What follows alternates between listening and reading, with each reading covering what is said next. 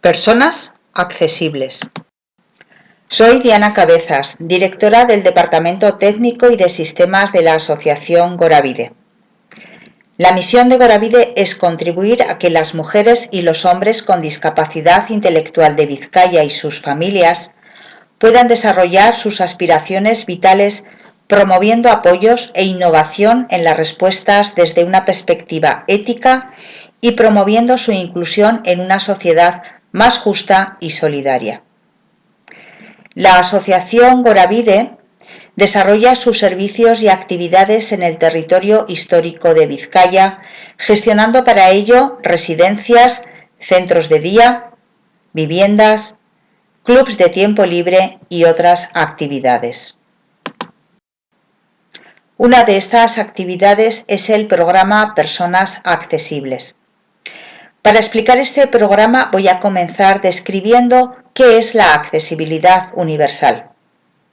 Se trata de la condición que deben cumplir los entornos, procesos, bienes, productos y servicios, así como los objetos, instrumentos, herramientas y dispositivos para ser comprensibles, utilizables y practicables por todas las personas en condiciones de seguridad y comodidad y de la forma más autónoma y natural posible, de acuerdo con la Estrategia de Accesibilidad Universal en Euskadi. La accesibilidad universal contempla tres dimensiones o aspectos: la accesibilidad física, la accesibilidad sensorial y la accesibilidad cognitiva. Las dos primeras son, sin duda alguna, las más conocidas por todos nosotros. Tanto la accesibilidad física como la sensorial tratan de eliminar las barreras físicas o ambientales que pueden impedir a una persona con diversidad funcional disfrutar y participar de los espacios, las actividades y los servicios de la comunidad. La accesibilidad cognitiva, como dije anteriormente, es menos conocida y tiene que ver con la cualidad de fácil comprensión de la información que nos rodea, tanto verbal, impresa, gráfica como digital, así como la información necesaria para una correcta orientación y deambulación funcional por los espacios. La accesibilidad cognitiva, por tanto, trata de eliminar las barreras de comprensión y comunicación.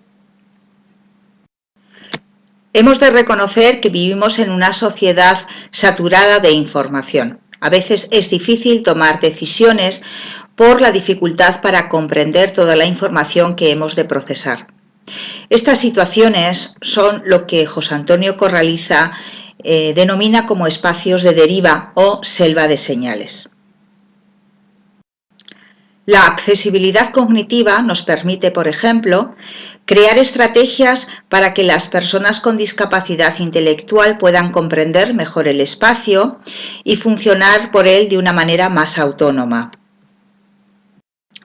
Así pues, la accesibilidad cognitiva nos permite eliminar las barreras de comprensión y comunicación en espacios como una estación, una biblioteca o un museo, en servicios como por ejemplo el servicio de atención al paciente, la solicitud de una ayuda económica o la solicitud telefónica de cita médica, en contenidos como un libro, una película o una obra de teatro, y en productos como por ejemplo la facilidad para utilizar un teléfono móvil.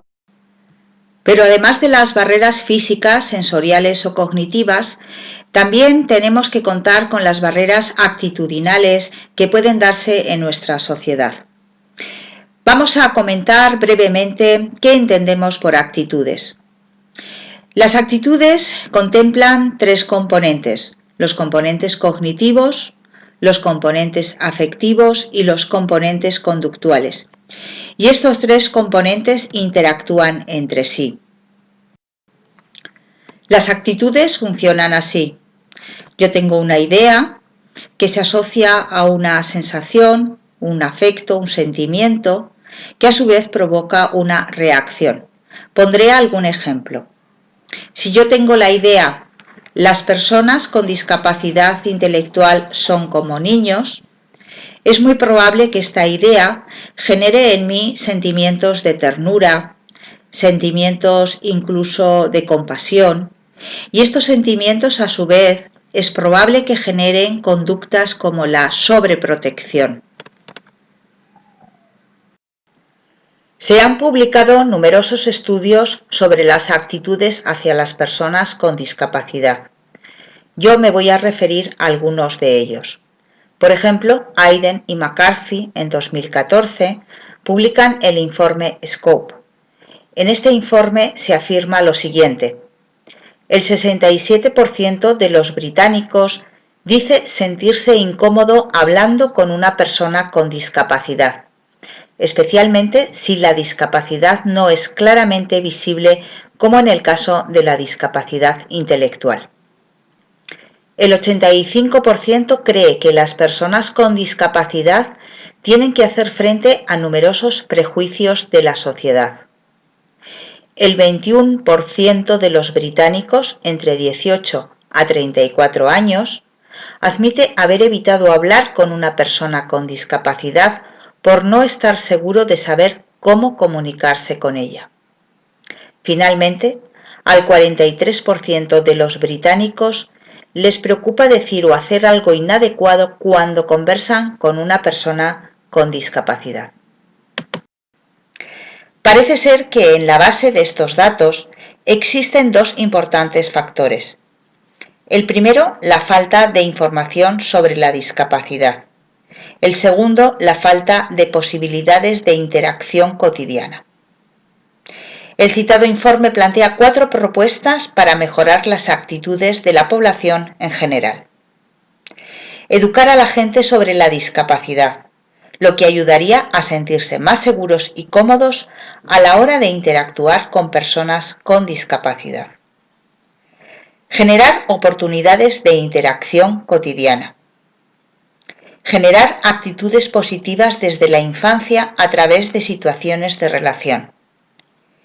Y finalmente, potenciar la presencia de las personas con discapacidad en los medios de comunicación.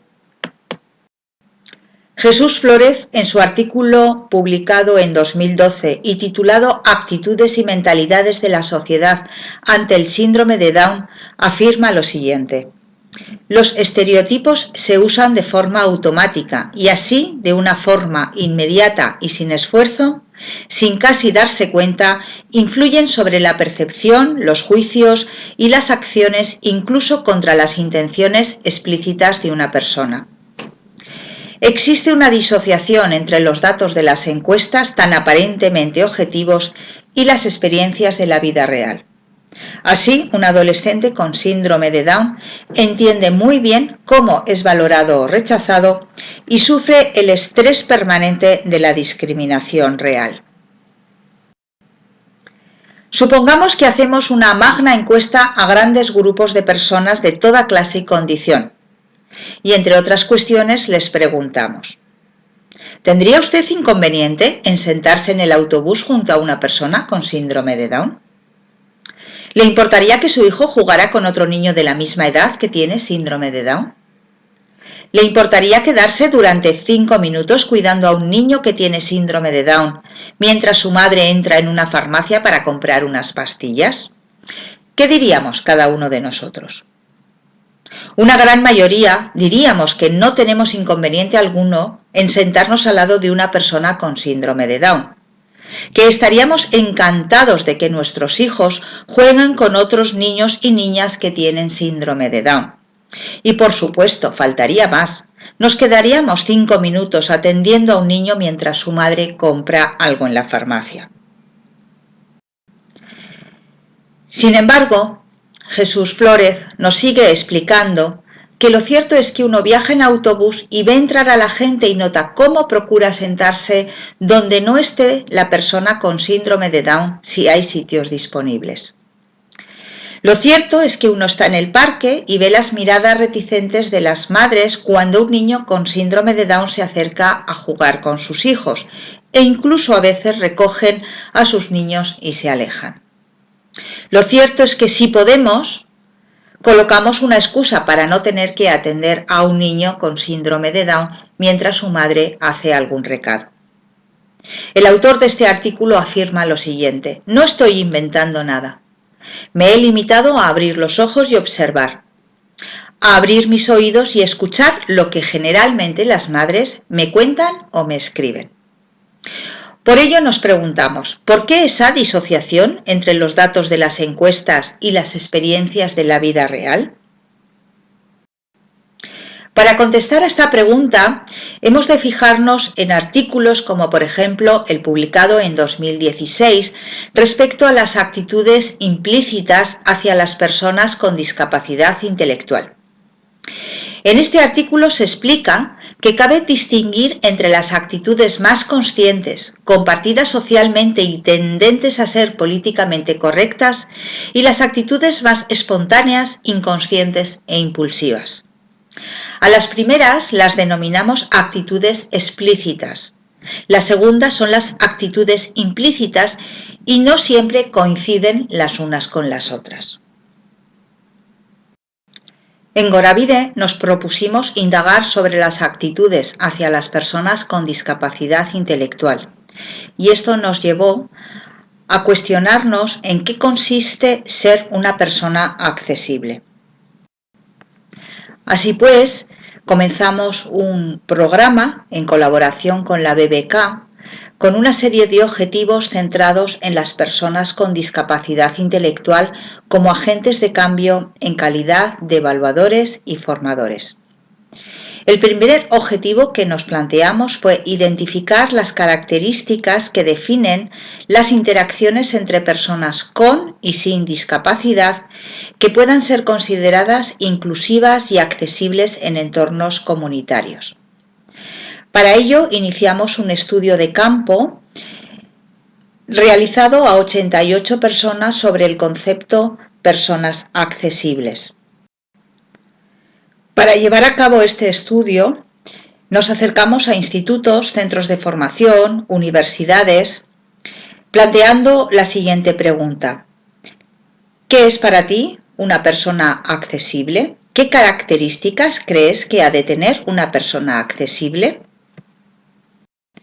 De tal forma que fuimos recopilando muchas respuestas de profesionales, de estudiantes, de familiares y también de las propias personas con discapacidad intelectual.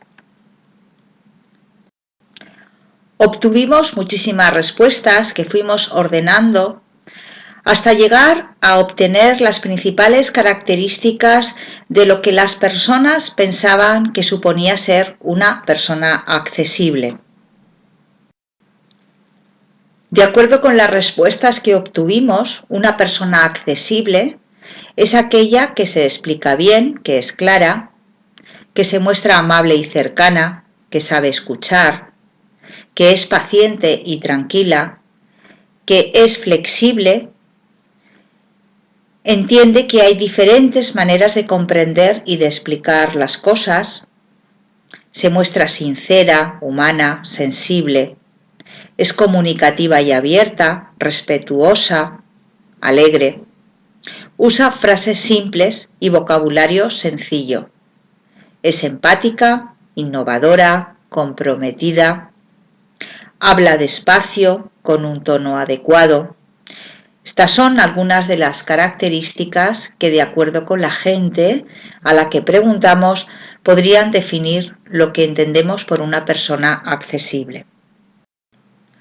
Otro de los objetivos que nos propusimos fue formar un equipo de 10 personas con discapacidad intelectual como formadores para contar esta experiencia y también para compartir nuestros hallazgos respecto a cómo ser una persona accesible.